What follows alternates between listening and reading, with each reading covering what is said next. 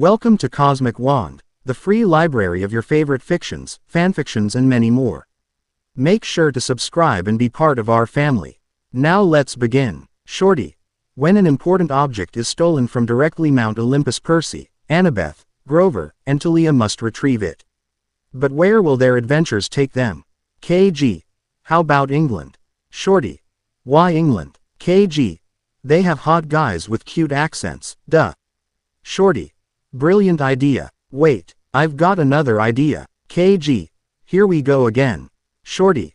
What if the fearsome foursome? KG. You got that from Avatar. Shorty. Toph rules. Go Katong. KG. Zutara is better. Shorty. Anyway, what if the Oracle tells them to stay in a school of witchcraft and wizardry? KG. You don't mean Hogwarts, do you? Shorty. Yes, Emma. I love Harry Potter. Shorty and KG. Ah. Shorty. What are you doing here? Emma. Well, Connor told Travis, who told Nico, who told Percy, who told Grover, who told Juniper. Who told Annabeth, who told Talia, who told Artemis, who told Zeus, who told Poseidon, who told Sally, who told Paul, who told one of his students in his fifth, who just so happens to be a second cousin twice removed of mine, who told me that you guys are writing an HP-PJO crossover. Shorty. Ow, my brain hurts. KG. You lost me at Percy. Emma. So can I be in the pre-post chats or in the story? Shorty. Sure, why not? Emma. Yes, wow, your pre-chats are long. KG. Well, it would have been shorter if you didn't tell us the whole freaking story of gossip. Emma. All. On with the story. Disclaimer. Shorty. Must I say it? We don't on PJO or HP. Shorty. P.S. This takes place in September during one of Percy's visits to see Mrs. O. The character whose paw we are on inner, Romeo. You'll see. Said person's thoughts. Percy's POV. Annabeth and I were at sitting on the beach, watching the sunset. It was beautiful. So is Annabeth. What? Oh come on. How clueless are you? You know you like her. Maybe she likes you back. But what if she doesn't? So what? Sure, it might ruin your guys' friendship, but who cares? Me. Oh, just tell her. But no buts. Tell her. Fine. Hey, Annabeth. Can I tell you something?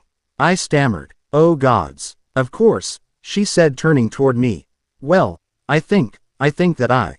Bang, bang, bang. I sat bolt upright in my bed. Oh, it was just a dream. Come on, Percy, wake up. Grover called through my cabin door. You'll be late for breakfast. Coming. I yelled through the door. I pulled on a pair of jeans and stuffed on a 2007 Montauk Surfing Tournament t-shirt. I opened the door and met my friend Grover. He was wearing a Camp Half-Blood t-shirt and no pants. Emma. Ew. Shorty. He's a satyr, remember? Emma. Oh yeah. Hey, G-man, I said, stepping out of my cabin. What's wrong? Nothing. Just thinking. About what? A dream. Yeah, was it about Kronos? Ever since the Lord of Time took over Luke's body, I'd been having more dreams about him. Particularly about him constructing a new body. If Kronos got a new body, what would happen to Luke?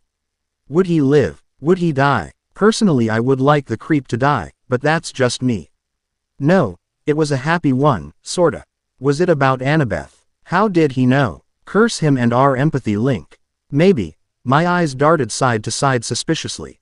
Oh come on, Percy. You need to tell her. Tell her what? Oh, don't play dumb with me. I mean, tell Annabeth that you MMPHM. His sentence was cut off by my hand covering his mouth. Shish. I scolded him, letting my hand return to my side. Don't say it out loud. So you admit it. But why can't I say it out loud? Because somehow Chris will find and tell Lizzie, who will tell Selena, and by lunchtime the whole camp will know. Bye. This time we were almost to the dining pavilion or mess hall. Boo. A girl's voice said behind me. I was so surprised, that I jumped 6 feet in the air. I whirled around to find Lizzie ling around on the ground laughing hysterically, and Chris hovering 3 feet in the air laughing harder than Lizzie. Christine. I yelled. She was laughing so hard she didn't hear me. Then I got an idea. Mia. Almost immediately Chris's magic flying Converse shoes deactivated, causing her to fall on Lizzie. This was followed by two, oof. Hey, Chris shouted indignantly. That's what you get for sneaking up on the son of Poseidon. I said proudly. Funny, Lizzie said, getting up, causing Chris to be thrown back with another indigent. Hey. I would have thought you would have sought revenge with something water related. Yes, but I don't have any water on hand. True. So what did you want? Grover asked. Us, Chris said, putting a hand on her chest. Oh no, we don't want anything from you. But Annabeth and Talia want to talk to you guys, so they sent me, being the daughter of the messenger of the gods. I just tagged along for the laughs, Lizzie explained. Come on, they're by the mess hall. We followed Chris and Lizzie to the mess hall. There they are. Chris pointed to two girls waiting by a pillar I recognized as Talia and Annabeth. We walked over to them and said, Hi. We beat you in Capture the Flag. We beat you in Capture the Flag. Chris and Lizzie started dancing in circles around Talia, who was looking a bit PO. Then she stuck out her foot and Liz tripped with, oof. Then Chris tripped over Liz. Double, oof. What was it with Chris falling on Lizzie? So what did you want? Grover asked as Chris and Liz got up, shooting glares at Talia, who just stuck out her tongue. To talk, Talia said. She and Annabeth looked really serious, so I knew something was up. Also, she hadn't changed much since last winter. The only difference was she wore a silver jacket and seemed calmer and happier. About what? I asked. Something big, Annabeth replied. We think something was stolen from Mount Olympus, again. Bum, I let that sink in. The last time Omething had been stolen from Olympus, it was Zeus' master bolt, which I had been blamed for. What? Chris cried. Shish, Annabeth scolded. Quiet. What was stolen? Lizzie asked. Good question. We don't know, Talia shrugged. But we think that's why the hunters are here. Artemis had to have a meeting with the other gods to discuss this. So, do you at least know who stole it or have clue?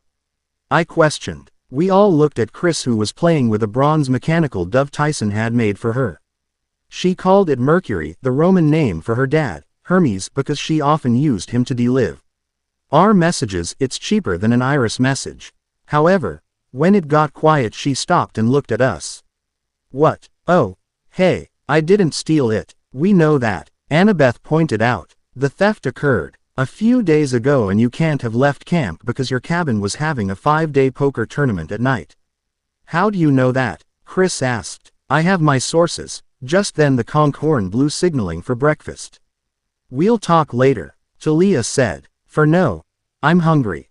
We all nodded in agreement and filed into the pavilion. After sacrificing a half a chocolate chip pancake to the gods, I sat down alone at the Poseidon table. I glanced over at the Hermes table to see Chris's plate loaded with about 5 of the chocolate chip pancakes. Great, now she's gonna get hyper. As I chowed down on my pancakes, I thought about what was stolen and who it was stolen by. As soon as everyone finished breakfast, Chiron pounded his hoof for our attention. Good morning, everyone. Good morning, Chiron. Unfortunately, I have some bad news. The amulet of immortality has been stolen. Bum. Again. Stunned silence filled the hall, with the exception of a few gasps and whispers. What was the amulet of immortality? Shorty. Cliffy. Annabeth. No. Why? KG. Oh, so now you decide to join us. Annabeth. Well, excuse me. I was busy. Shorty. With what? Annabeth. I was teaching Percy advanced ancient Greek. KG and Shorty look at each other with mischievous grins. KG. Where? Percy. My cabin. Shorty and KG. Percy and Annabeth sitting in cabin 3. KISSING. First comes love, then comes marriage. Then comes Annabeth with a baby carriage. Talia, Grover, and Emma. Ha ha ha ha ha ha. Aphrodite. Nice. Athena. I'm gonna kill you too. KG. Run. Shorty. Don't ya mean fly. Mia. Flies away safely while Kilogram runs for her life. Emma. I love Harry Potter. Demigods and Grover. Ah. Grover. Who are you? Emma. You rule. Grover. Thanks. Percy. Again, who are you? And who's Harry Potter? Emma. I'm Shorty and KG's friend. And Harry Potter. Shorty and KG. Don't get her started. Talia. I thought you guts were running from Athena. KG. We were. Shorty. Athena and her kids may be wise, but Hermes and his kids are clever. Grover. I don't even want to know. So who's Harry? Emma. He's only the MMPHM. Shorty grabs Emma and sticks her in a closet. KG. Ha, Emma. Through door Alohomora.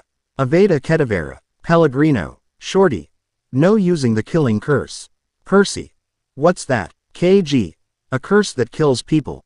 Percy. Oh, Nico. How come I haven't heard of it? Emma. Because you're a muggle.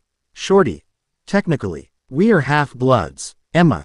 You're wizards. Why didn't you tell me? KG. We mean demigods. Annabeth. So who is Harry Potter? Shorty. You'll find out later. Annabeth. I hate you. Shorty. Of course you do. Anywho. KG and Emma. Send reviews. Shorty. Hey, that rhymes. Emma. Wow, your post chats are long, too. Shorty. Oh shut up. The Prophecy. Chapter 2. The Prophecy. Chapter 2. The Prophecy. Shorty. Hi peoples. Peoples. Hi Shorty. KG. What I want to know is why Clarice didn't join us in the last chapter. Percy. Oh, that's simple. I gave her a swirly. Talia. Then I gave her a light shock. Annabeth. Oh yeah, I bet it was real light. Talia. Okay, so I caused a minor blackout. So what? Nico. Cool. Everyone else. Ha ha ha ha ha. Clarice. I shall destroy you too. KG. Well, before this gets too ugly. Shorty. On with. Emma.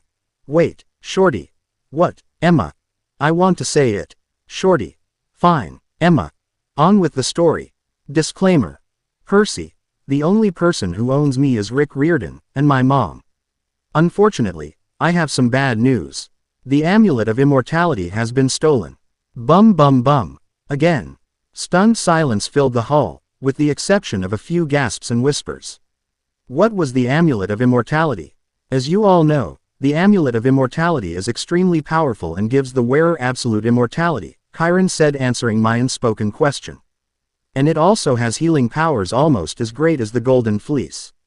If this amulet were to fall into the wrong hands, which it seems to have done just that, there is no telling what could happen. This is bad. What if one of Kronos's cronies stole it? A.N. Shorty. Houston, we have a problem.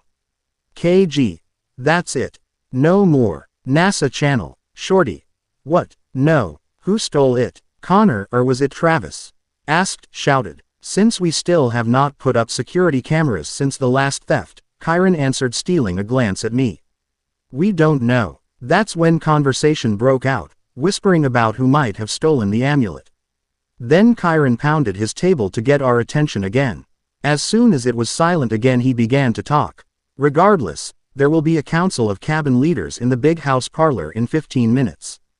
Dismissed. The camp was buzzing with this news. I walked over to Annabeth, Talia, and Grover.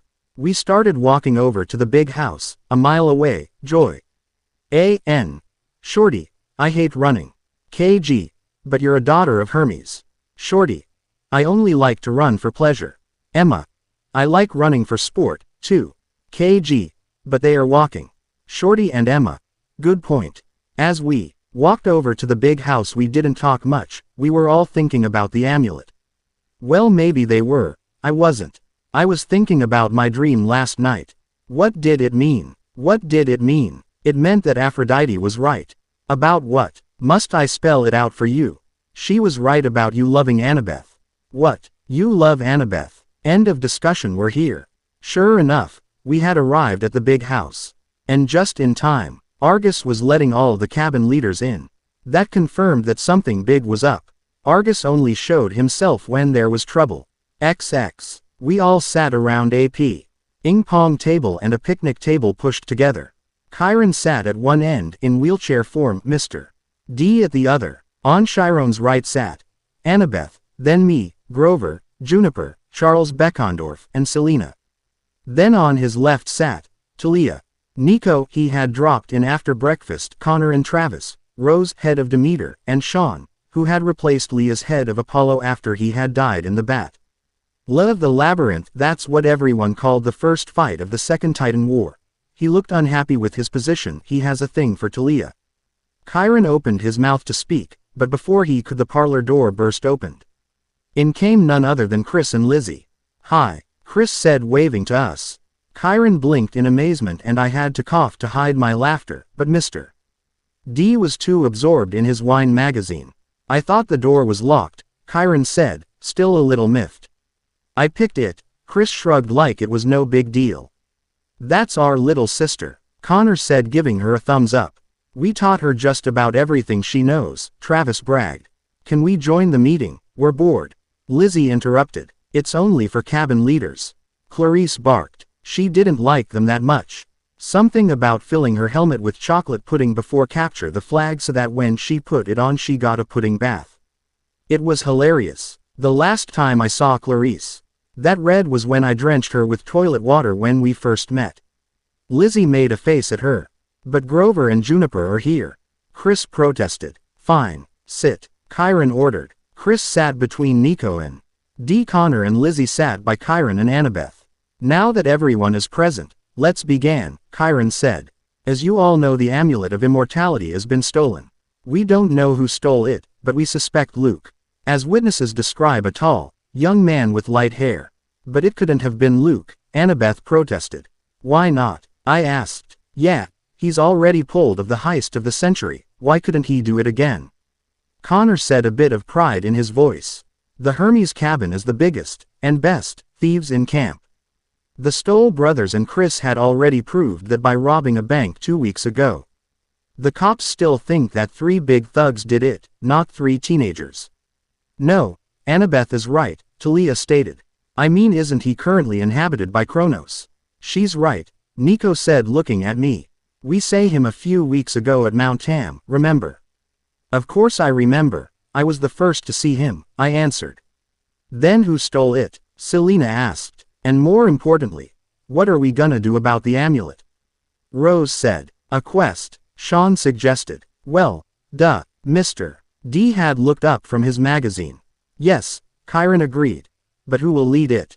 No one raised their hand. I looked at my friends. They knew I had the most experience with quests. I had been on more than anyone else. 4 in about 3.5 years, and still counting. I took a deep breath and stood up. "I will." "Very well, Percy, go consult the oracle. When you come back, assuming you're still sane, we will discuss your prophecy." And with that I left the room, heading for the stairs that would take me to the attic, where the Oracle of Delphi dwelt, imprisoned in a mummy with a hippie dress. I had been in the presence of the oracle twice, both times I had been thoroughly freaked out. I opened the trap door that led into the attic. The attic still looked the same, only more cluttered. As I passed the tables full of old quest trophies, broken weapons, and pickled monster parts, I looked for anything familiar. Then I spotted something that caught my eye. It was a bronze plaque, about the size of a notebook. It caught my eye because on the bottom a camp picture of me holding Riptide and standing by the beach was attached. I picked it up and saw the letters were in ancient Greek. It said, "In loving memory of Perseus Jackson, son of Poseidon, who bravely gave his life to save his friends. May he always be remembered. We will miss you, Seaweed Brain." Annabeth Chase. I realized that it was talking about the Mount St. Helens incident, where I was stranded in Ogygia for 2 weeks and everyone thought I was dead. Then I realized Annabeth must have made it. "Wow, she even made a plaque for me," I whispered to myself. Then I remembered why I was here and set the plague down. I walked over to the oracle and shuddered. Then I gathered my courage and spoke. "O oracle, what must I do to find the amulet of immortality?" Green smoke billowed out of her mouth and coiled around me like a snake. "I am the oracle of Delphi, speaker of the prophecies of Phoebus Apollo, slayer of the mighty Python. Approach, seeker, and ask." But I just did. Ask. Okay, what must I do to find the amulet of immortality? In the green mist I saw the image of an old man in blue robes with very long silver hair with a beard to match. He was standing on the top of a very tall tower with a bunch of brass telescopes and a few star charts and maps hanging on the low wall. He was looking out at a huge lake, but then he turned toward me. He had piercing blue eyes that gazed through half-moon glasses. He opened his mouth and the raspy oracle's voice came out. The man and boy's power released, enable 5 to sail northeast. The amulet will be found in the School of Magic, but the end of the 10th month will be tragic. For one will find a new enemy on the map that shows all. And to the Titan Lord another will fall. Then the man turned away and the smoke retreated back into the oracle's mouth. I gulped. This was a pretty harsh prophecy, maybe the worst. Then, trying not to run, I hurried to the trapdoor. Shorty. Haha, another Cliffy. Nico. No, KG. Where did you come from? Nico. How should I know? I was born over 60 years ago. KG. Right, Emma. Wow, Percy. So yeah, Annabeth, Talia, and Clarice. Send reviews.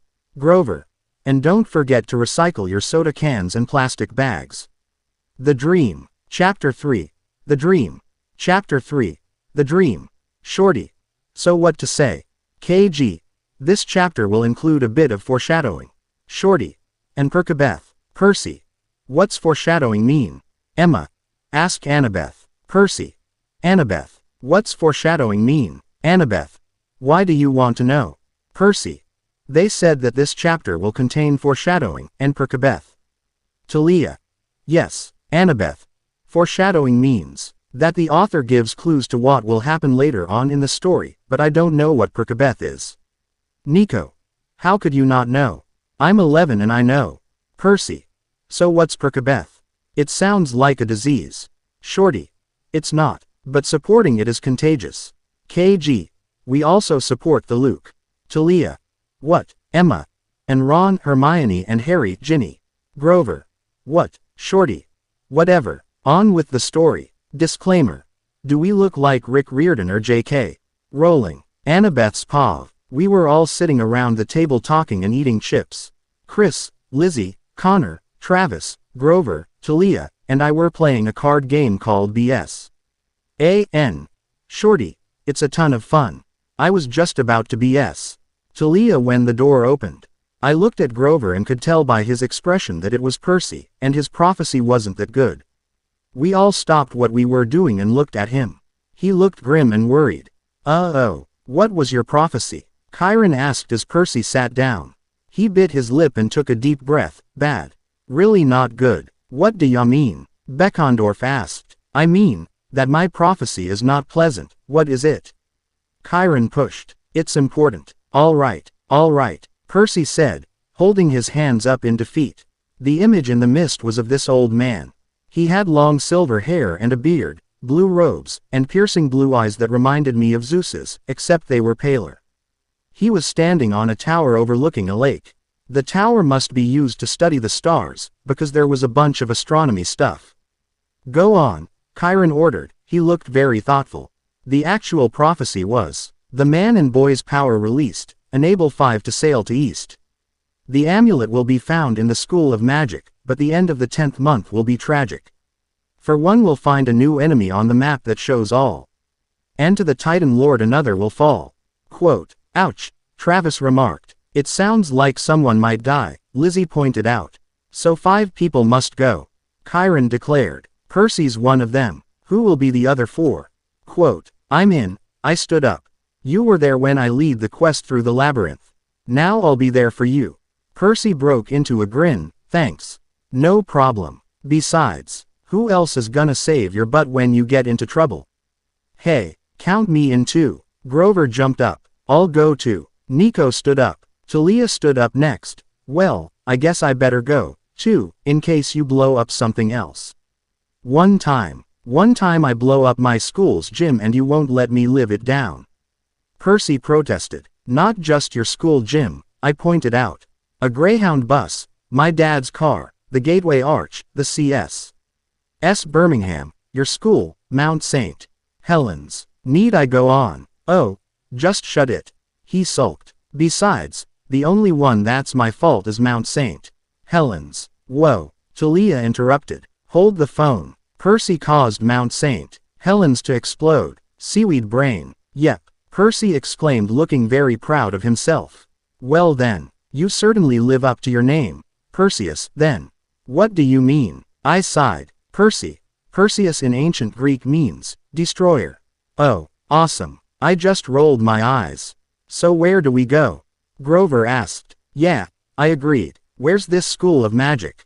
This time it was Chiron who spoke. England. Centaur say what? Lizzie said, putting down the can of root beer she was chugging. Ah, Chris said, putting her can down. I win. You owe me a drachma. Lizzie handed Chris the coin as she popped open another can of soda. Good thing the stuff is caffeine-free. Then Chiron explained to us all about the secret magic world, the Ministry of Magic, Hogwarts. Professor Albus Dumbledore, a close friend, Lord Voldemort, everything. I must go speak with Albus about this, Chiron concluded. This meeting is adjourned, and with that we all fort the big house to go do something else. Percy's paw. I was packing my bags in cabin 3. Clothes. Check. Toothbrush. Check. Ambrosia and nectar. Check. Super deadly ballpoint pen. Check. Looks like I'm ready for tomorrow.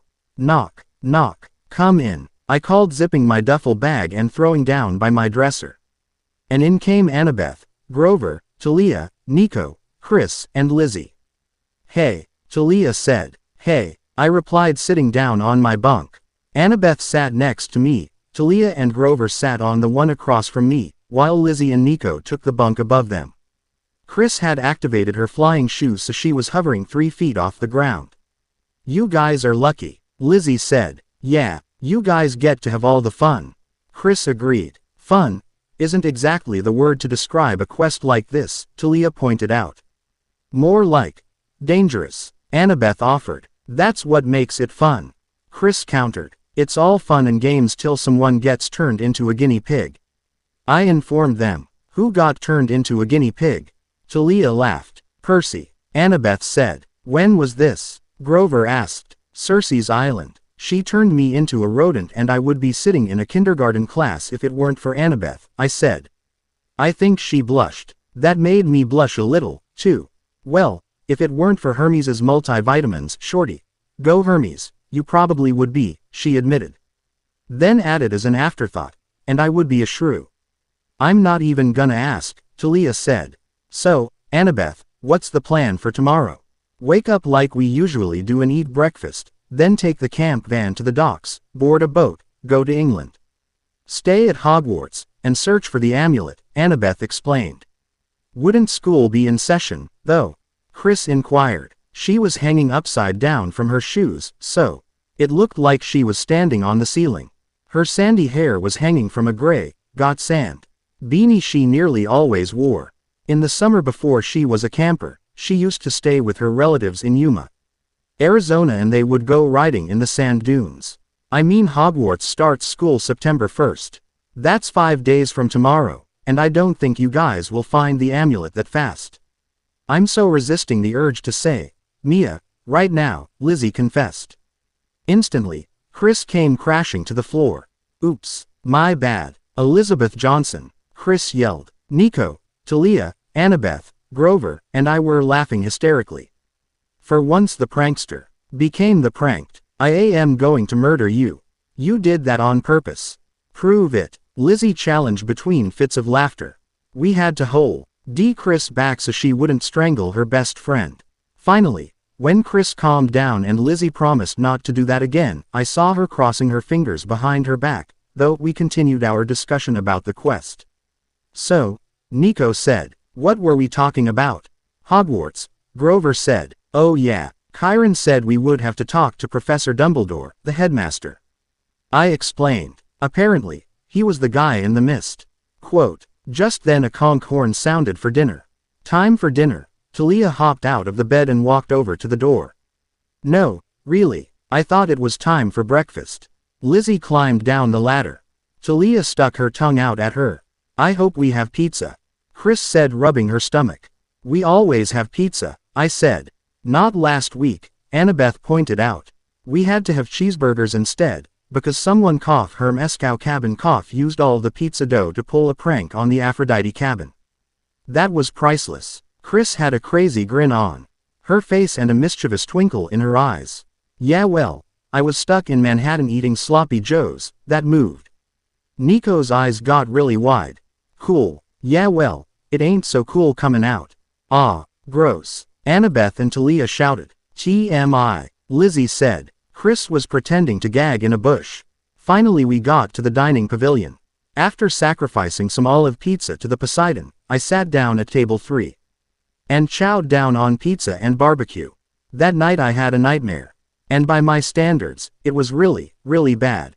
It started out nice enough, but almost immediately turned sour. I was sitting on the beach with Annabeth. Like my last dream, it was also at sunset. And again that same voice whispered in my head, "You need to tell her."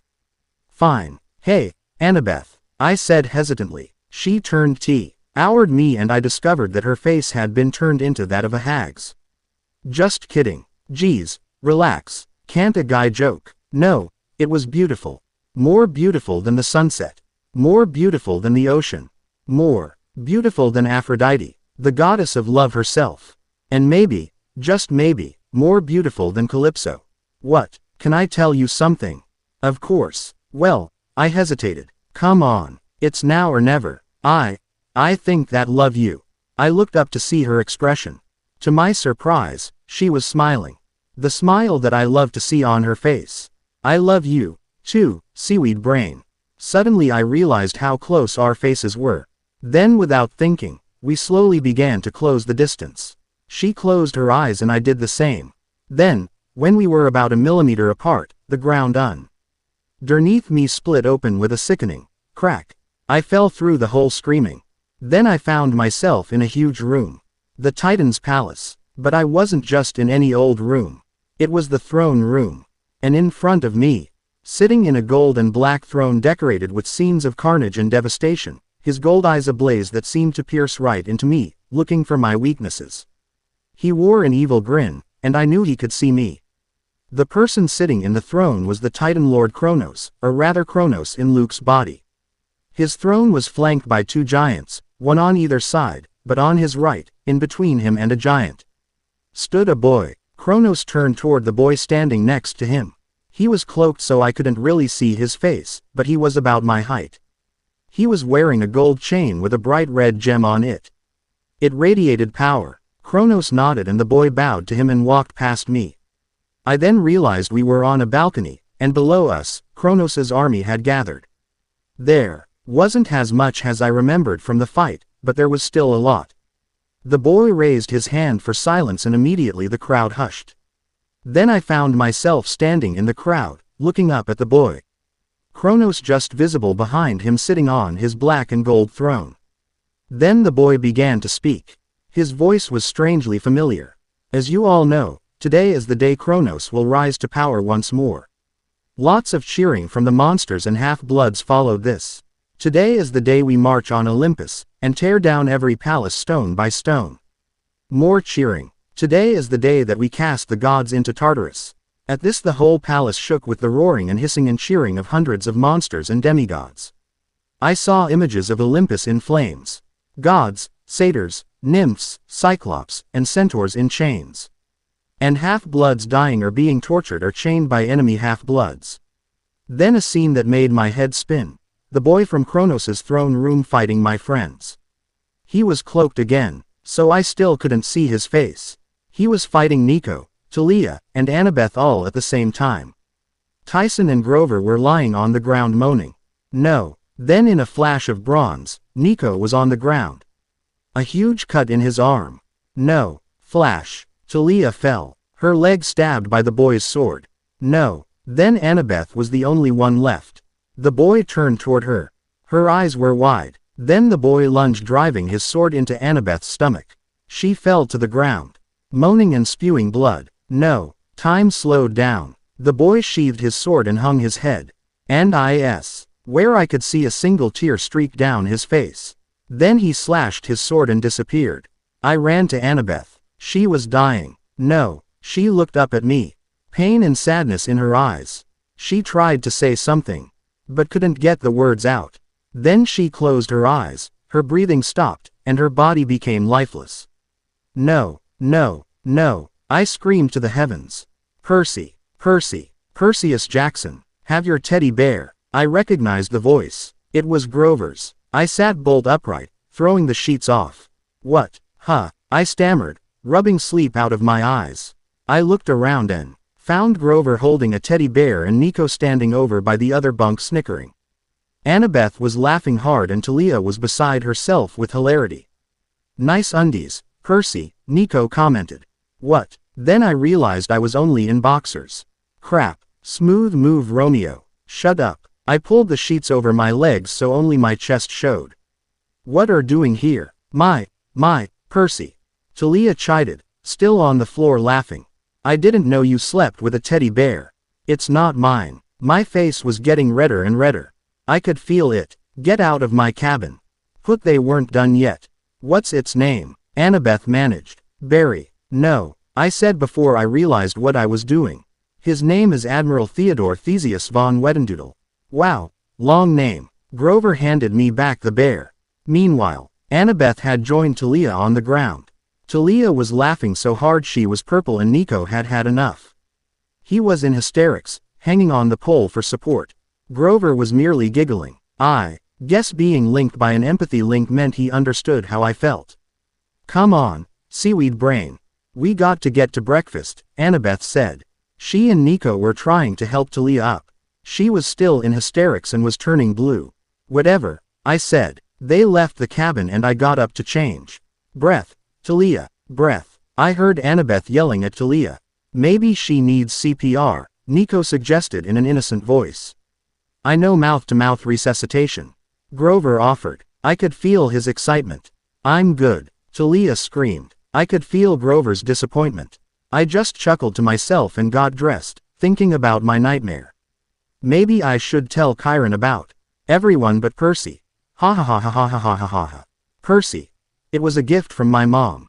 Clarice. When? Percy. When I was 2. Annabeth. And you kept it this long. Wow, Percy. Shut up, you sleep with a stuffed owl. Annabeth. That's different, Shorty. No it's not. Annabeth. Shut up, Emma. When are they going to Hogwarts? Shorty. Next chapter, maybe. Emma. Yay, KG. Send reviews. Talia. Or I will send eagles to attack you. The quest begins finally. Chapter 4. The quest begins. Chapter 4. The quest begins. Shorty. Okay, so you guys ready to go to Hogwarts? Percy. Yep. Grover. Let's go. Annabeth and Nico. Yeah. Talia. Finally. Emma. Are we gonna meet Harry and friends now? Shorty. Maybe. Emma. Yes. Nico. Can we just go? KG. Fine. On with TH Shorty. Wait. KG. What? Shorty. Only I say it. KG. But you let Emma say it last time. Shorty. Your point. KG. On with the story. Shorty. Hey. Percy's paw. I was walking up Half-Blood Hill with Nico, Talia, Grover, and Annabeth. We stopped at the top. Talia put her hand on the tree. She looked distant, like she always did when she was thinking hard. I looked back at camp. Goodbye, camp, Grover said. Hello, England, Nico agreed. We were about to walk down to Argus, who was waiting by the new camp Hummer. Mr. D had allowed Argus to get one after the Stoll brothers and Chris had totaled the old one in a joyride last week. Wait, a girl's voice called. It was Lizzie's. She and Chris were running toward us, Chris in the lead and Mercury, her bronze dove, see the first chapter, was right behind her. Hi, Chris said. Mercury perched on her shoulder and she stroked his shiny head. Lizzie came up out of breath. Hi, guys, what do you want? Annabeth asked. Good question. We came to see you off, Lizzie said. Like it should be obvious. Oh, and here, Chris said, taking something out of her pocket. She handed me, Talia, Annabeth, and Grover a small plastic card. I looked at mine. It looked like a New York State driver's license. What is it? Grover asked. How come I don't get one? Nico whined. They're fake licenses. You can't have one, Nico, because you are obviously not 16. But they're not 16. That's true, Talia said. If you want to get technical about it, I turned 21 last winter. And I'm really 30, Grover added. I nodded in agreement. Okay, fine. But Annabeth's not 16 till next June and Percy's not 16 either. Nico said. He's got a point. Wait, Annabeth's birthday's in June. I never knew that. Yeah, but they could pass. For 16 and they're both taking driver's ed. Lizzie pointed out. Whatever. Nico grumbled. So, have fun in England. Chris said. We'll see ya guys later. Lizzie waved as we started to walk down the hill. Oh, and be careful. Just because you won't be in America doesn't mean you won't get attacked by monsters. We walked down to Argus, who was playing with his keys. He opened the door to let us. Me, Grover, and Nico climbed in the back and Talia and Annabeth got the middle seats. Talia got out her iPod and Annabeth started reading a book. Nico got out a black Nintendo DS and started playing some game Chris got him for a late birthday present. She probably stole it. Shorty. Yes, I did, from a Walmart to be exact. I told Grover about my dream, leaving out the part about Annabeth, of course. But I think he already knew a little about that. Chris's paw. It was about noon and lunch had just ended. Percy, Annabeth, Talia, Grover, and Nico had left about an hour ago. I laced on my flying Converse shoes, grabbed my magic celestial bronze Swiss Army knife, and called Mercury. Then I took my duffel bag and snuck out cabin 11. I snuck around the back, behind the Hephaestus cabin, and tapped on the back window of the Apollo cabin. Lizzie came and opened the window and I crawled in. Hey, Lizzie said, closing the window. You ready? I asked. I knew I had a mischievous glint in my eyes, but then again, I almost always had a mischievous glint in my eyes. Just let me grab my bow, she said. She grabbed her bow hanging above her bed and pressed a button above the grip. Instantly it shrunk into a little mini flashlight keychain. She clipped it to her belt loop and grabbed her bag. Okay, let's rock. Finally. You take forever. You sound like Talia. I know. They've been hanging out with the hunters too much. Maybe you should join them. You're not a bad shot, you know. Thanks, but I don't think so. Right, if you joined the hunters you'd have to leave Nico. I don't like Nico. I never said you did. Besides, you're blushing. Oh, just shut up. You know you like him, he's your type. You're impossible, you're insufferable. No, we sound like Percy and Annabeth, Liz laughed. Speaking of which, let's go. We've got a job to do. I opened the door of cabin 7 and we left. We walked up across camp in silence, thinking about what we were just about to do and why she, who found us so annoying, would want our help. He finally climbed up Half-Blood Hill and looked out to the road. Lizzie walked over to Talia's pine and put her palm on the huge trunk. Peleus, the 30-foot-long baby, yes, I said baby dragon, didn't even bother her. I came over and stroked the top of his scaly head.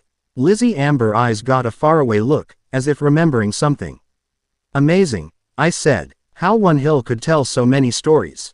Talia, Annabeth, and Lukey's, Clarice's, Beckondorf's, Connor and Travis's, Percy's, the arrival of Tyson, not to mention ours. One hill, Lizzie agreed. Many battles, and the biggest is yet to come, I can feel it. Liz was right. Half-Blood Hill will defiantly see more fights and struggles. Sometimes your physic abilities scare me. I got up and stood. Waiting. Come on, let's go. Lizzie got up and followed me down the hill. I wish Jessie could come, she complained. She's in the Rockies, remember? Yeah, but one thing I don't get is why she wants us along. I thought we annoyed her, especially you with your pranks. We're the best for the job, I reminded her. Connor and Travis, they need to be at camp, they're head counselors. Besides, they're as stealthy as water buffaloes. That's true. Drachma, please. We had reached the bottom of the hill and were standing by the road. I handed her the coin. Liz held the drachma above her head and in a clear, loud voice hailed the Gray Sisters taxi. He scrambled in and used the chain to buckle up. Then I said in my most electronic announcer voice, "Welcome, passengers, to the Gray Sisters taxi roller coaster ride. Please fasten your seatbelt securely and keep all hands and feet in the car. Thank you for choosing Gray Sisters taxi and prepare for the taxi ride from hell." Right on cue, Tempest, who was driving today and, thankfully, had the eye, slammed on the accelerator and we went from 0 to 200 in 2 seconds. Woo-hoo, I yelled, throwing my arms up like I was on a roller coaster. Liz looked sick and was hanging on for dear life. I think I'm gonna barf. Just don't throw chunks on me, and remember, this was your idea. And with that we sped toward the New York docks. Shorty. Haha, I love the Gray Sisters taxi. KG. I don't. Emma. You said we'd get to England. Shorty. I lied. KG. Hey, where's everyone else? Shorty. I don't know. Emma. Well then, say, gets tackled by Chris and shoved into a closet. Again. Shorty. Only I say it unless I say otherwise. Emma. Fine. Send reviews. Shorty. Hey, the harbor. Chapter 5. The docks. Chapter 5. The harbor. Shorty. Yay, new chapter. KG. You really need to work on DC Demigod chatroom. Shorty. I know, but I have a bit of writer's block there, so I'm just gonna update this one. KG. Whatever. Emma. So, now are we going to Hogwarts? Shorty. We'll be on our way, so next chapter for sure. Emma. Yes, it's about. Shorty. On with the story. Ha, I beat you all. Disclaimer. I own nothing. Except the OCs, but not Emma. Emma belongs to her mommy. Percy's paw. I was looking out the window of the camp Hummer. We had left camp an hour and a half ago, but fortunately traffic wasn't too bad and Argus was speeding. So instead of 2.5-hour drive it would only be a 2-hour drive. Grover and Talia fell asleep. Annabeth was still reading her book, which I discovered was called Ender's Game, A.N. Shorty, great book. Emma. Yeah, you should read it. KG. We aren't here to discuss books to read, we're here to write a story. Shorty. Blah blah blah. Resume the story. And Nico was still trying to get past level 5 on his game. We were just passing through a small town when a gray blur flew past us on the highway. What was that? Annabeth exclaimed. Apparently she had looked up from her book for a second and saw it too. What was what? Annabeth had woken up Grover. Nico was still glued to his game and Talia had started to snore and drool. Unfortunately for her I had noticed. Sweet. Blackmail. I took out my camera and snapped a few pictures. I will save this for later. Something just like flew past us on the highway. Annabeth explained to Grover. What? He asked. I dunno. I shrugged. Weird. Annabeth said. She was obviously thinking hard because she had her. I'm thinking hard so don't bother me or else. Face on. Chris, Lizzie, and Nico came up with the name. After a few minutes she went back to her book and Grover had fallen asleep again. What was that? Lizzie's paw. We got into the Gray Sisters taxi and used the chain to buckle up. Then Chris said in her most electronic voice, Welcome, passengers, to the Gray Sisters taxi roller coaster ride. Please fasten your seatbelt securely and keep all hands and feet in the car. Thank you for choosing Gray Sisters taxi and prepare for the taxi ride from hell. Right after she said that, Tempest slammed on the accelerator and we were hurtling towards the New York harbor at 200 miles per hour. Chris looked like she was having the time of her life, of course. She has a cast iron stomach and loves thrill rides. Woo-hoo, she yelled. I think I'm gonna barf.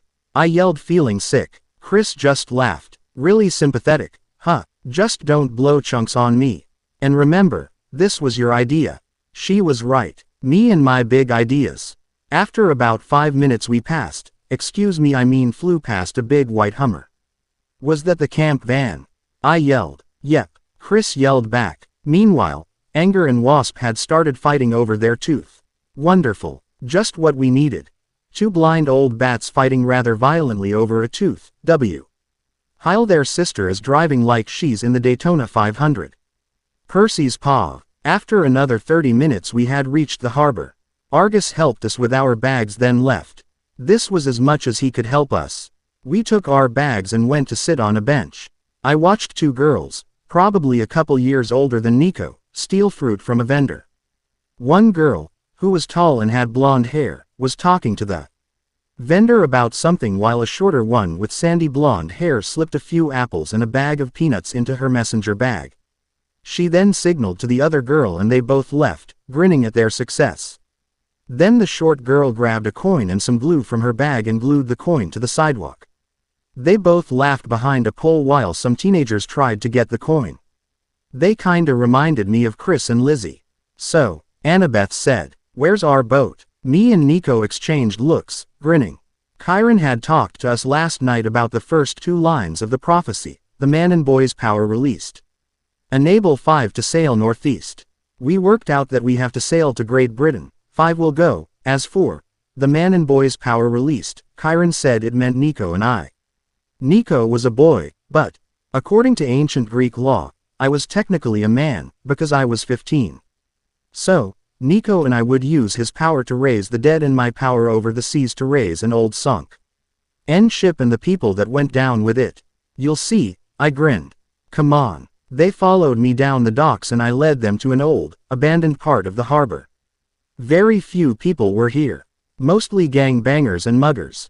And I almost swore I saw those fruit-stealing girls follow us.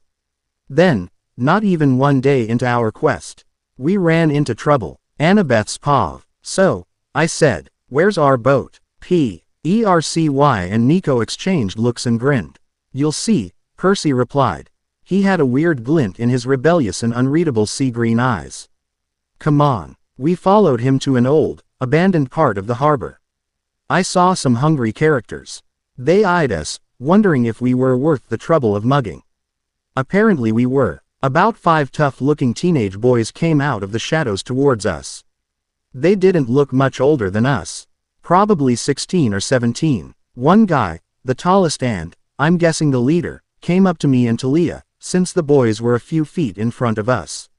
His buddies circled around us. Hey, there, he said in tough guy voice. Whatcha doin'? None of your business, Talia said hotly. Her eyes flashed dangerously and she stepped forward, and I smiled. Classic Talia. When we were running around the East Coast before Grover found us, we ran into a lot of people like this. Usually Talia and Luke would take care of it and I just watched the bad people get the crap beaten out of them. It was funny. Why don't you ditch your friends over there and come have some fun with us? The guy said. He had a strange glint in his eyes. These guys had to be on something. Just then the boys noticed. Hey, Grover yelled, walking over. Percy and Nico followed him over. What's going on? Nico said. I had a feeling he had dealt with guys like this, too. Probably and he was wandering around New York last winter and summer. That ain't your business, Pep Squeak, the guy said. His friends looked particularly menacing now. They started cracking their knuckles and eyeing the boys like it was slaughter time. That's when I noticed these guys were really big, and if Percy and Nico weren't half-bloods or sons of the big three, they could get pounded into pulp. Grover, on the other hand, he had no chance. We were just chit-chatting with your little friends here. Out of the corner of my eye I saw some girls that were stealing fruit earlier watching. Their expressions were expecting. They were waiting for a fight, and they looked like they might join it, too. Why don't you boys just go run along and let your friends be, Suddenly 2 of his friends grabbed mine and Talia's arms so we couldn't run away. Hey, Talia and I cried out indignantly. That's when Percy stepped in. Back off, he snarled in a low, threatening tone. He brought out Riptide, still in pen form. I don't know why, out of instinct I guess. Whatcha gonna do? Huh. Right on me. But he looked apprehensive or nervous. Like he thought Percy could do some damage with a pen.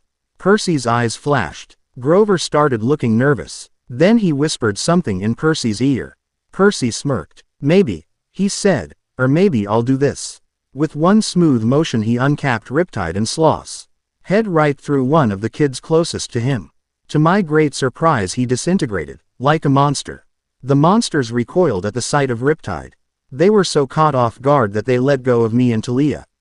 Then monsters grew to about 8 feet tall with bulging muscles. Laestrogonians, Talia yelled. I think you mean Canadians. Percy corrected. Now is not the time to argue over names. Talia yelled. I drew my knife and started to fight the monster that held me. Talia pulled out her bow and started shooting her monster with silver arrows. Then Percy and Nico each attacked one. Hey, RCY went after the leader and Nico took the last one.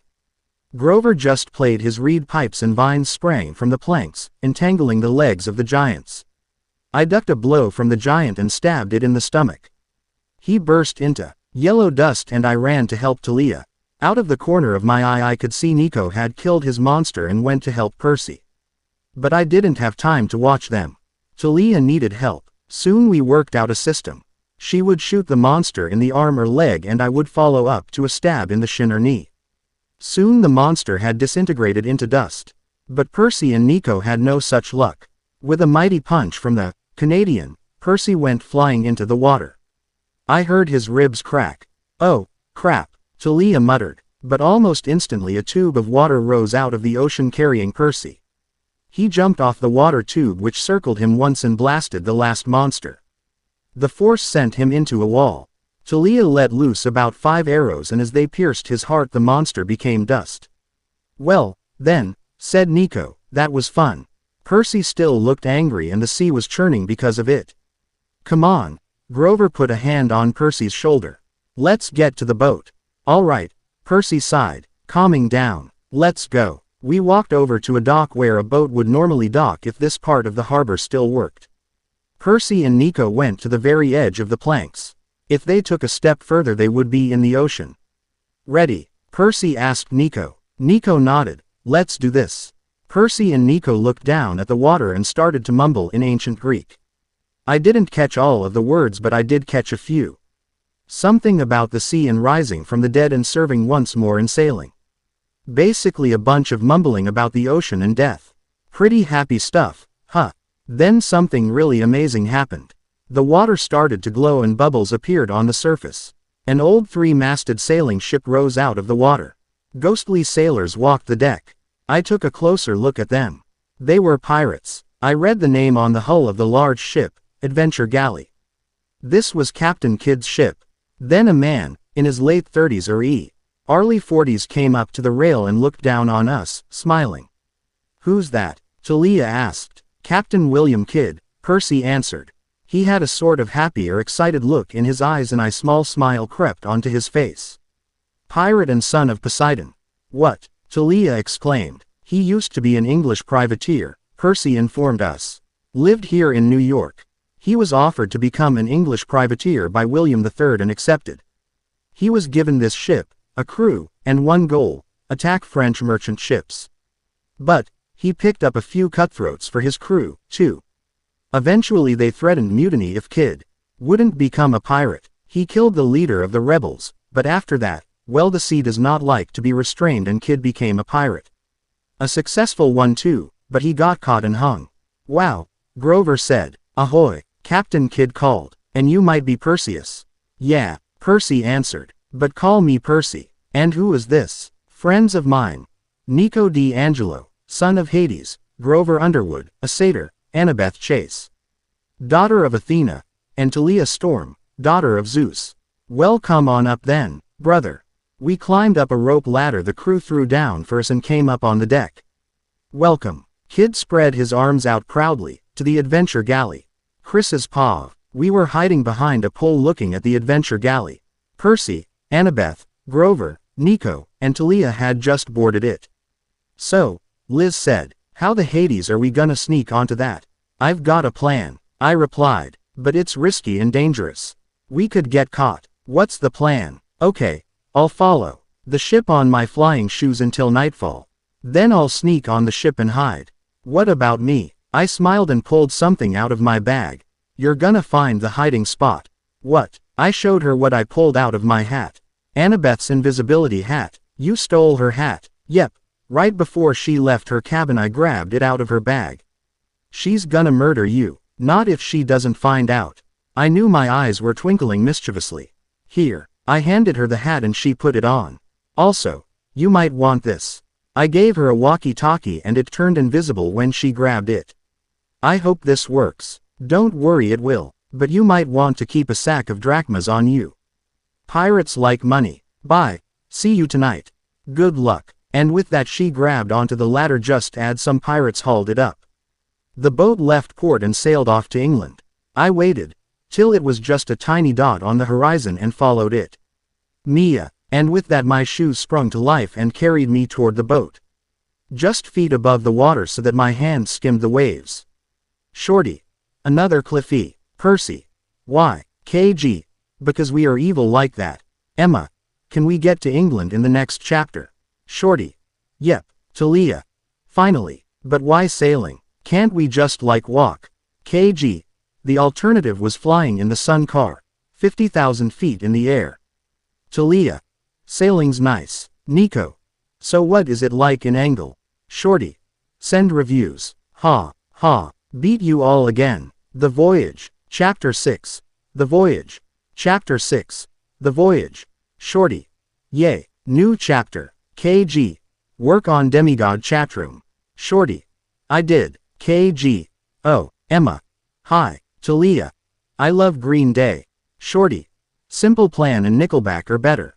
Talia. Nah oh. Shorty. Yeah. Talia. Nah KG. On with the story. Talia's Pav. We boarded the Adventure Gallery. Percy and Nico were comfy sailing on a ship full of skeletons sailing across the Atlantic. Me, well, Annabeth and Grover had to drag me up the ladder. But I hate sailing, I protested. And dead things. Shush, Annabeth said. I turned around and said indignantly, don't you shush me. Eventually I boarded the ship. Welcome, said Captain Kidd, to the Adventure Gallery. Wow, Percy said. This place is pretty cool. Yeah, if you like sailing. Then something brushed my arm and I looked around. Must have been the wind. It reminds me of the Queen Anne's Revenge. Annabeth commented. Blackbeard's ship, Kidd said. Yeah, Percy answered. A few years back me and Annabeth sailed on that ship for a while when we sailed through the Sea of Monsters. What were they doing in the Sea of Monsters? Kidd asked. Great, he talks like Zoe Nightshade. Trying to find the Golden Fleece and rescue Grover. Percy pointed at Grover. Kidd looked really surprised at this, but Percy and Annabeth acted like it was no big deal. And I succeeded. Yep. Again, the look on Kidd's face was priceless. Can you say? Kodak moment. Interesting. Kidd led us down to our quarters.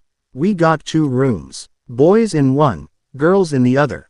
Yell if they need anything. And he returned to the deck. We're gonna go get settled in. I said. We'll meet you in about 10 minutes. All right, Grover said. Me and Annabeth went next door and threw our bags onto our hammocks, which looked like bunk beds. Our room was smaller than the guys since it was only me and Annabeth. I call top. I yelled climbing up. Fine, Annabeth said. She started rummaging through her stuff. Hey Talia, what? Do you know where my invisibility cap is? Nope, maybe it turned invisible. Oh, haha, seriously Talia, do you know? If I did I would tell you. Quote, oh no, what if I left it at camp? I doubt you left it. It's probably just in the deep, dark confines of your duffel bag. I hope you're right. I'm always right. I hopped off the bed and walked over to a trunk at the foot of the hammocks. Whoa, I said opening the trunk. Look at this. What? Inside the trunk were cloths. Pirate clothes. I grinned. Are you thinking what I'm thinking? Annabeth's face got a grin, too. Why not? I called the blue jacket. But I wanted it. You got the top bunk. So, she just grinned and pulled on the jacket. Lizzie's paw. All right, so I was able to sneak on the ship undetected. Well, I think I brushed against Talia's arm, but other than that, I found some stairs and went below deck. I searched around until I came to the kitchen. Where can I hide in here? I said aloud. Then I spotted it, a large pile of sacks of oranges. Probably to prevent scurvy. I looked around and took off the invisibility hat. I crawled inside the pile and buried myself, leaving a small hole to see out of. Then I settled to wait for Chris. After a while I fell asleep. Talia's paw. Soon me and Annabeth were dressed in pirate attire. Annabeth was wearing a puffy white shirt, blue pants that went to her shins, and a long navy blue duster like Jack Sparrow's. Her long blonde hair was tied back in a red bandana. I was wearing similar pants, but a black shirt and bandana. Let's go check on the boys, Annabeth said. I bet she wants to impress Percy with her pirate gear. Then she stuck her knife on her hip. It looked very sharp. May she never hear me say that. We walked out of our cabin and into the boys next door. They had also found some pirate gear. Nico was barefoot and wearing a red and white striped shirt that was ripped at the sleeves, so it was a tank top. He was wearing black shorts. Grover was wearing a plain blue shirt and black pants. His horns were hidden in a red bandana. Finally I found Percy. He was examining himself critically in the mirror, trying to flatten his messy hair. Since when did he care about his appearance? Then I noticed what he was wearing. Blue pants like Jack Sparrow's and brown boots. He had tied a red scarf around his waist and even had a jacket that resembled Annabeth's. But what really surprised me was the fact that he seemed to be missing his shirt.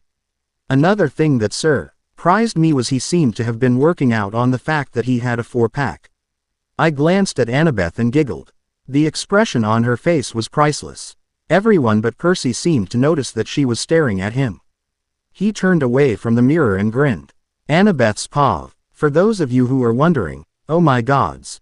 Percy was hot. Talia's paw. What d'you think? He said, indicating his outfit. Niece. Annabeth said weakly. Thanks. So, Grover said. What now? We could go on deck. Nico suggested. Sure. Annabeth said. We found the stairs and climbed to the deck. I just can't wait till we get to England. I don't like sailing, I said, gripping my stomach. And what a shame that be, said a loud, booming voice that made Grover jump. I turned around and found myself facing the ghost of Captain William Kidd. Ah, I said, jumping 6 feet in the air. Everyone started to laugh. What's the matter, Talia? Percy said, clutching his sides. You look like you've seen a ghost. Oh, ha ha, I said. Go blow up Mount St.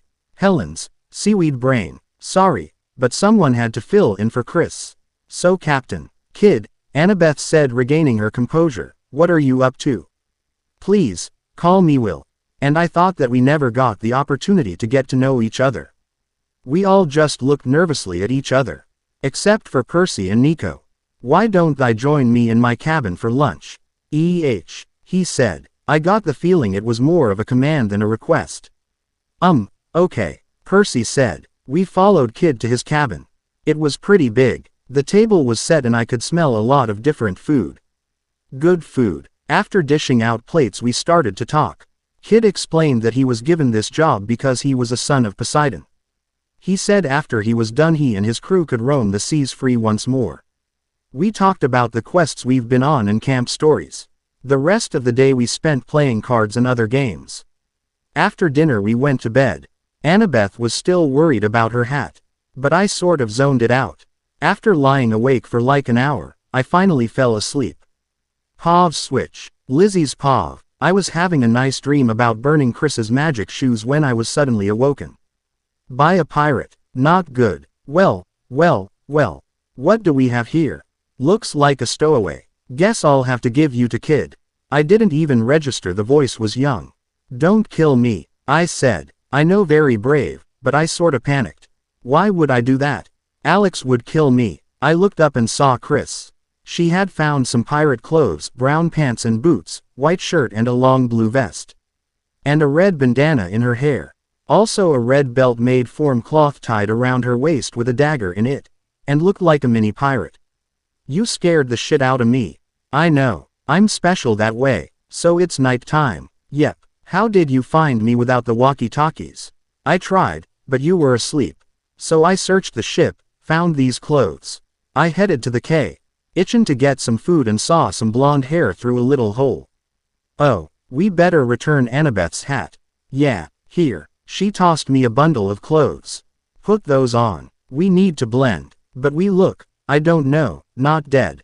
Quote, relax. I got that covered. Just go get dressed. I went into the pantry and changed into black pants and boots, a white shirt, and a black belt with a knife in it. I came out of the closet and Chris was eating an apple. Here, dinner. She tossed me one. How come you get the more elaborate costume? I said, taking a bite out of my dinner. Quace, I wanted it. Besides, I couldn't find one in your size. What? Did you go to a costume store? No. The treasure gallery. Did you grab anything? No. What? Who are you and what have you done with Chris? I grabbed her vest and shook her. Whoa, lay off. I let her go, but gave her a suspicious look. Look, she said, if I stole some gold from the gallery, the pirates will probably find out. Why would have about 1 or 2 days to find the culprit on a ship in the middle of the ocean. We can grab some gold on our way out. That way the pirates can't get us. Ah, I see, but what about blending? We can't stay down here the entire time. We get to England in 2 days. Chris grinned. Multivitamins aren't the only thing Hermes makes. He also makes Inviso pills. She produced a bottle of pills out of her pocket. What? They make you invisible for 1 hour, so you can do all your sneaking around without being seen. Cool, but the ghosts are only half invisible. I know, so we only take half. But then wouldn't the invisibility last for a half hour? No, it would still last for an hour, but you would be transparent. You sure? Positive. I tried it out at camp. Alright, if you say so. Excellent. She popped the top and took out a pill. Using her dagger she cut it in half and handed me half. Ready? Yep. He tossed our pills high in the air at an angle, so we got each other's in our mouth. Almost immediately we started to become transparent. Cool, Chris said. Come on, we better return Annabeth's hat to her. We somehow managed to sneak into the girl's cabin. And put the hat on under Annabeth's hammock. Sweet, Chris whispered. Come on, I replied. Let's get out of here. We quietly snuck out of the cabin and were heading back to the kitchen when a voice behind us said, well. What do we have here? Uh-oh, I said. Chris cursed under her breath. We turned around to find the helmsman, the guy that steers the boat. Chris shifted her feet. Hi, intruders, he snarled. Better take ye to the captain. No, we shouted. I said. We've got some drachmas if you just keep quiet about this. Do ye think I can be bought? Well, Chris said. I stomped on her foot. Look, I said, we can't get, discovered. We're on a secret mission. Nobody can know. His eyes narrowed. Prove it, he demanded. What? I said. Prove it. If we're really on a secret mission, ye got some sort of documents or authorization. What? We didn't have any proof she wanted us on this quest. Well, except for our word, but it looked like this guy wasn't gonna believe us. Chris coughed. I believe I can provide that. Out of her pocket she produced what looked like medallion the size of a Chips Ahoy cookie. I didn't see what was on it, but she handed it to the pirate and his eyes got big. Oh, yeah, okay, I'll keep me mouth shut. He handed the medallion back to Chris. But I still want that gold. I gave him a few coins out of our supply of drachmas. He took them greedily. Well, get going then. We turned and walked very briskly back to the kitchen. I crashed in the oranges and Chris found an empty cupboard to sleep in. Night, I called, but Chris was already snoring. Annabeth's paw. The next day was kinda slow. We got up and ate breakfast with Kid. Until lunch we just sort of vegged. After lunch we were relaxing on the deck when Percy got an idea. Can we go swimming? He asked Kid. He shrugged. Don't see why not. Percy's face broke into grin. Cool. He ripped off his shirt and jumped over the rail. The was a big splash when he hit the water. For some reason Talia, Nico, Grover, and I all ran to the rail and looked down. Percy was floating on his back with his eyes closed and his jet black hair was plastered to his head. He had let himself get wet. He opened his eyes and saw all of us staring at him. His eyes sparkled. They matched the ocean perfectly. Come on, he called. The water's great. Talia stepped back from the rail and said, no way. Grover just kept leaning against the rail, but Nico took off his shirt and flung himself over the edge. Garamano, he yelled as he hit the water. Come on Annabeth, Percy yelled. Yeah, Nico said. The water's fine. I kinda got that impression when Percy said that 2 seconds ago. I retorted. Well, whatcha waiting for? Percy yelled. I'm not wearing a swimsuit. So, I'll get wet. No, really. Oh, haha, come on. But I'm wearing my regular clothes. Point. They'll get all wet. Again. Point. You're not wearing a white shirt today. Come on. He's sorta gotcha there. Grover pointed out. Don't make me come get you. Percy warned. I don't wanna go swimming. Fine. But I'm coming up anyway. Why? Talia asked. I need goggles. You can see underwater. Talia said. Percy ignored her and climbed the rope ladder. He made his way to the cabins. Then as he was going behind me he did the most annoying thing ever. He pushed me. I yelled. Sploosh. I hit the water. Seaweed brain. I yelled as I broke the surface of the water. He laughed. May I help you? Yeah, you can tell me why you pushed me in the water. 'Cause I knew you wanted to go swimming. You are the single most annoying person I have ever met. I know. He jumped in the water. Meanwhile, Nico was laughing so hard I thought he was gonna drown. I'm getting out. I started to swim for the rope ladder, but Percy grabbed my wrist and pulled me somewhat close to him. "You're wet now," he whispered. "Might as well have some fun." I was about to protest that I wanted nothing more than dry clothes, but his deep sea green eyes held me in place. "Fine," I reluctantly answered. His face lit up with a grin. "I'm gonna get out. I'm tired," Nico called. He was already by the rope ladder. Wait, what was he doing? I swam around for little when I spotted a gray fin break the surface of the water about 20 yards away. "Uh-oh," I muttered. Percy was immediately alert. "What? Look." I pointed to the fin coming towards us, but now another had joined it. Percy swam toward me and put himself between me and the impending danger. He would be good with sharks, right? After all, he said he was good with great whites. Of course, they may be after me. They sharks got closer. 20 feet. 15 feet. 10 feet. And still Percy did nothing, and I was frozen in the water. Then one of the sharks leapt out of the water right underneath Percy, but he grabbed its fins so he kinda looked like he was surfing on its back.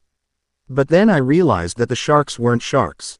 They were dolphins. And by the way Percy was laughing, I think he knew. The other dolphin came up beside me, offering its fin. I grabbed on and the dolphin chased after Percy's dolphin. "Her name's Rose," Percy called back to me. "I guess that was my dolphin's name." "What about yours?" I called back. "Sam. He's Rose's brother." The dolphins swam us around the ship a couple of times with Grover, Talia, and Nico running around the rail watching. They did some cool tricks you only see in SeaWorld, then left, as it was getting late.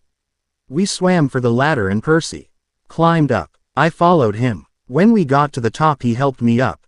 When his hand touched mine, I instantly dried. "Thanks," I mumbled. "No problem," he replied with a little smile. Grover handed Percy his shirt. He looked out across the ocean at the setting sun. It turned the clouds purple and the sky orange. He looked thoughtful, his mind far away, his green eyes concentrated on the sunset. Twilight was his favorite time of the day. Shorty, I can't wait for that movie to come out. KG. Long live vampires. Come on. I grabbed his hand and led him back downstairs. As I laid down that night to go to sleep, I thought about today. I had a sudden flashback to 4 weeks ago. The end of the summer session. Ever since the Battle of the Labyrinth, the worst fight Camp Half-Blood has seen in 300 years. Percy and I have been kinda distant. It seems tonight we broke that invisible barrier. For how long, though, I do not know. I hope for permanent, though. Percy's my friend, he was always there for me. Fighting with him hurt. It reminded me of a fight me and Luke go into before he left for his quest when I was 10. He wouldn't let me come with him. Luke, the traitor, the backstabber, the bad egg, that's what everyone called him at camp after his betrayal. How could he do that? How could he betray everyone? How could he betray me? But Percy wouldn't do that. He wasn't like Luke, right? "What's on your mind?" Talia's voice pulled me out of my thoughts. "What?" I replied. "What's on your mind?" she repeated. I sighed. You always could tell when I was confused. It's a gift. So, do I have to ask you again or what? I'm just confused. About what? She pressed. "Luke," I whispered. Talia sighed. "Annabeth, Luke's gone. He ain't coming back." "How do you know?" "Maybe we can break Kronos' spell on him and..." Talia cut me off. "He's not under a spell, Annabeth. You saw him at MT Tam last summer. He's gone." But I think I detected something different in her voice. Hurt, pain, frustration. "You miss him too, don't you?" I whispered. She was quiet for a few minutes before answering. "Yeah, I do. But he's changed, now. He's not like he was 8 years ago. But there has to be some way to bring him back." "I don't know, Annabeth. We've got to find some answers. There has to be a way, there just has to be. Maybe we should have joined the hunters 8 years ago. Proba, Bly would have saved us a lot of trouble. There still would have been the prophecy, and Luke. It would have saved us some hurt, though." "That's probably true. Why didn't you join the hunters?" "Why? Oh, you wanted to when we met them the first time. You would love the stuff we do." "I didn't join the second time because, well, I don't know. I guess I couldn't leave all my other friends. Of course if I changed my mind, Percy could go live with Calypso." "I heard about that. How do you know he didn't miss you?" "He didn't act like it. Look, Annabeth, all I know is that Percy was miserable last winter. What? When you were kidnapped, Percy would have jumped off that cliff if Artemis hadn't stopped him. Really? Grover told me later that Percy had nightmares about what was happening to you. He saw you take the sky, Artemis take it from you, and well, I think that beat him up. I didn't say anything. Percy's fatal flaw is personal loyalty, right? Well, that's why he blew up Mount St. Helens. Why he stayed to make sure you survived. Where did you learn that? Grover, you'd be amazed what that satyr would do for tin cans. Figures. I punched my pillow into a better shape and tried to go to sleep. That night I had a strange dream. I was on the Princess Andromeda, a place I had visited in my dreams many times. I was in the stateroom. A black, moonless night was visible outside the gigantic windows. This figures. My voice came from the corner and me jump. Sorry, didn't mean to frighten you. I turned toward the far right corner. He was in the shadows by the window. He was cloaked so I couldn't see his face. But he was slightly taller than me. Who are you? I asked warily. He turned his head to look out the window and sighed. If only I knew who I was, who I am. But alas, I have lost myself in the shadows. Drowned in the chaos of this cruel world, forever to be damned to the deepest pit of Tartarus. No, I do not know I am. Anymore. He turned toward me. So, therefore, your question is a very good one. But I have no answer. Shorty, y'all like that? I came up with it all by myself. KG. And you called me egotistical. Emma. Back to the story. Do you know your name? He turned back to the window and waited a minute before answering. Yes, but it would be a bit melodramatic to not tell you so. I rolled my eyes and a snicker escaped his throat. There was something oddly familiar about this guy, but I couldn't place my finger on it. Suddenly I heard voices coming from the hallway. Uh-oh, I muttered. You'd better go. The boy focused on me again. Goodbye, Annabeth. Then he snapped his fingers. It was a loud clear snap, and I woke up. Even back in my cabin, with the sound of the ocean and Talia's even breathing to break the silence, I couldn't help feeling anxious. Tense. Like I was holding breath. Who was Tath Kid? He defiantly wasn't Luke and I was sure I didn't know him, but he seemed familiar. Maybe he went to camp a few years ago. How else would he know my name without me telling him what it was? After a while of contemplating this, sleepiness overtook me and I fell back into a dreamless sleep. That morning we arrived at the dock. The school had sent someone to pick us up. We bid Kid goodbye and headed to the designated meeting place. The restrooms. When we got there a man of enormous proportions waited for us. He was about 10 or 12 feet tall and as broad as two men. His face was hidden in a forest of tangled black hair, but there was a friendly twinkle in his black eyes. Shorty. Sorry about Hagrid's accent, guys. Well, yay blokes. Are the new Stundens from America, right? He boomed. We all nodded our heads mutely.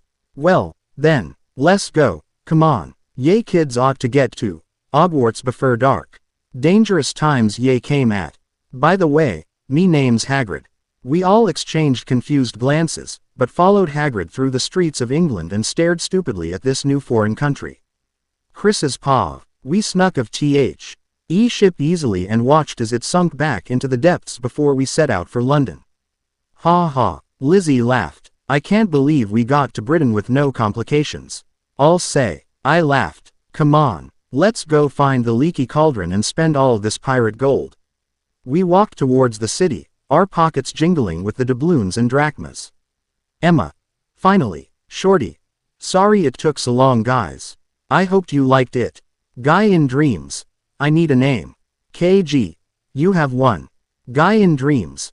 I mean so people can identify me without ruining the plot of the story. Shorty. How about Larry? Larry. What, Emma? Larry. But I, KG. Send reviews.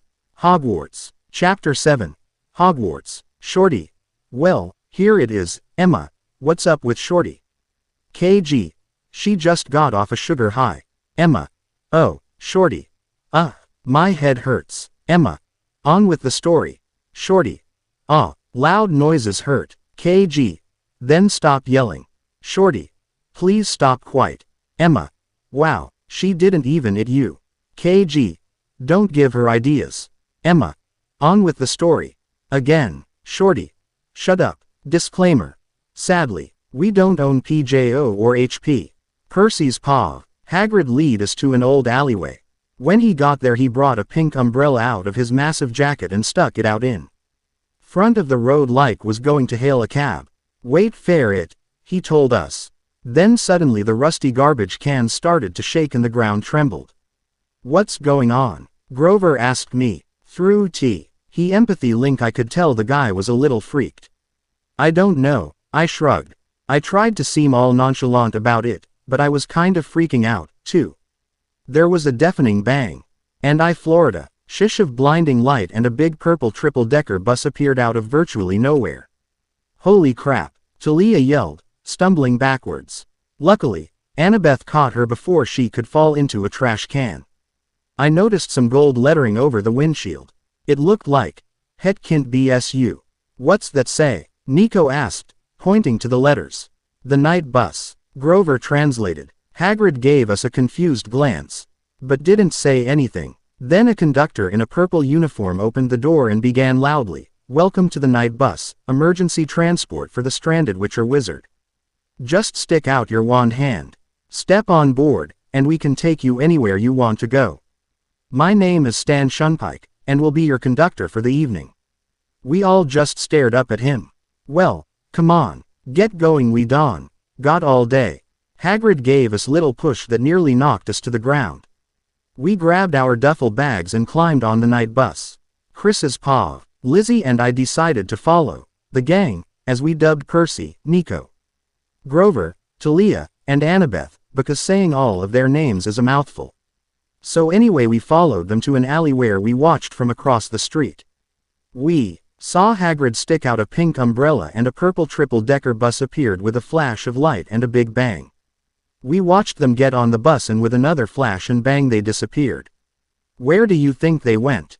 Lizzie asked. Hogwarts, I offered. I don't think so. I think they are going someplace else. Well, then we better get on that bus. What? How? Same way they did, I guess. I don't have an umbrella. I gave her a look. You do know we aren't at camp anymore and it does tend to get rainy here. My dad is the god of the sun, okay. Whatever. I began to stick out my hand even though I didn't have an umbrella. Wait, Lizzie grabbed my wrist. We have to get away from here, it's too suspicious. Oh, right, Mia. My shoes grew dove wings and I started to hover. Let's go. I grabbed Lizzie under her arms. Thankfully, the shoes were able to support us both and I rocketed away from our position to a less suspicious area where we could get on the bus. Where are we going? Lizzie asked loudly. No idea. I laughed. I loved flying. Percy's paw. We all climbed onto the night bus. Instead of rows of old fake leather seats there was a collection of comfy, unmatching armchairs. Cool, Grover said, plopping down on a chair.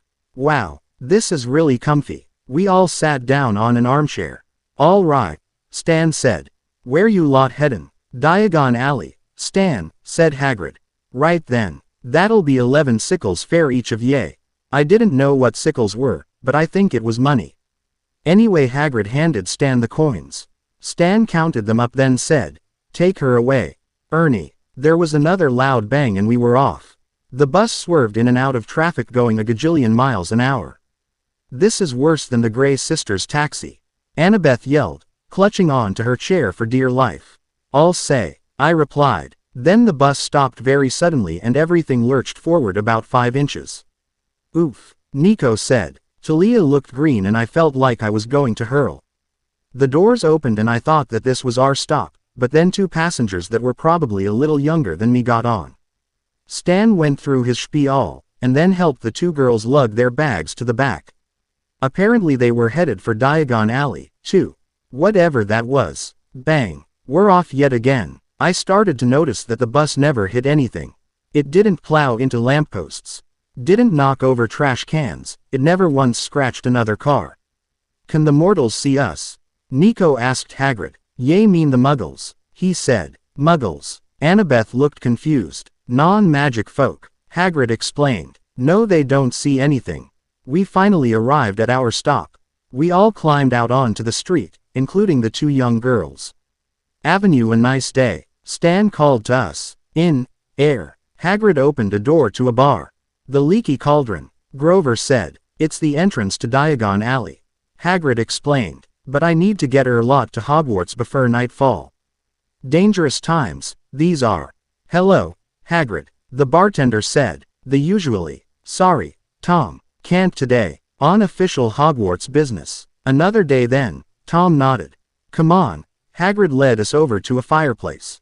"Ever travel by Flow Powder?" We all exchanged looks. No," I said. "Right, of course. Well, here's how you do it. Take a pinch of Flow Powder." He took a pinch of green powder from a pot on the fireplace mantel. "And throw it into the flames." He threw the powder into the hearth and the flames turned a brilliant green. "Now all ye lot got to do, is say Hogwarts very clearly and step into hose flames. Got that?" We all nodded. "Good." He clapped his hands together. "Now who's goin' first?" Everyone did that thing where they all step back 2 or 3 paces and leave one person out in the open all alone. Unfortunately, that person just so happened to be me. "All right, Percy." Hagrid waved me over eagerly. "Now, just do as I said and ye should be all right." He clapped me on the back and I nearly fell into the fire. I stood straight and said clearly, "Hogwarts." I stepped into the bright green fire. The warm flames licked at my skin and I had a flashback to Mount St. Helens. Then suddenly I started to spin like crazy and the next thing I knew I was stumbling out of the fire and onto the floor. I was obviously in a different room. The floor was covered in a thick carpet. The room was round and had high windows. The windows had a great view of an endless black lake. The room was littered with all sorts of different instruments puffing smoke or whirring about. There was several large bookcases filled with thick, leather-bounded books. A large bird with red and gold plumage sat on a perch in the corner of the room. There was a large wooden desk with a throne chair and a bunch of portraits that were moving behind it.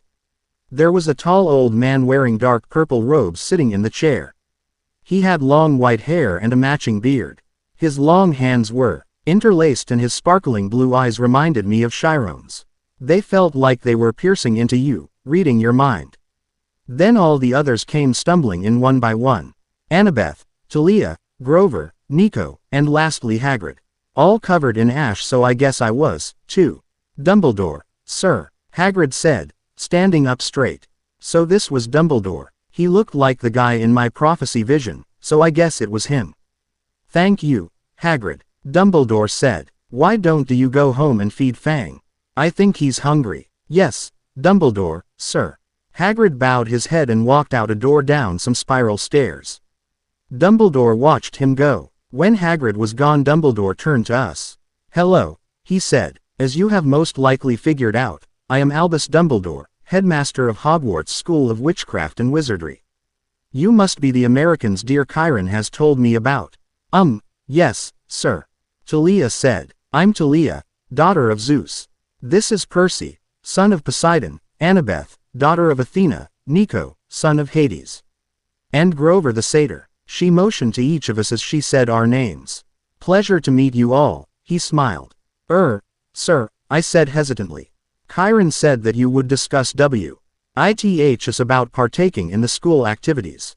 "Ah, yes. Well, would you like to?" "Sure," Annabeth said enthusiastically. "But we can't do magic like you can." "Well, no," Dumbledore agreed. "But you have the ability to perform magic. It comes from your Olympian blood." "Cool." Grover's face broke into a grin. "But there's just one problem. I don't have any god blood in me.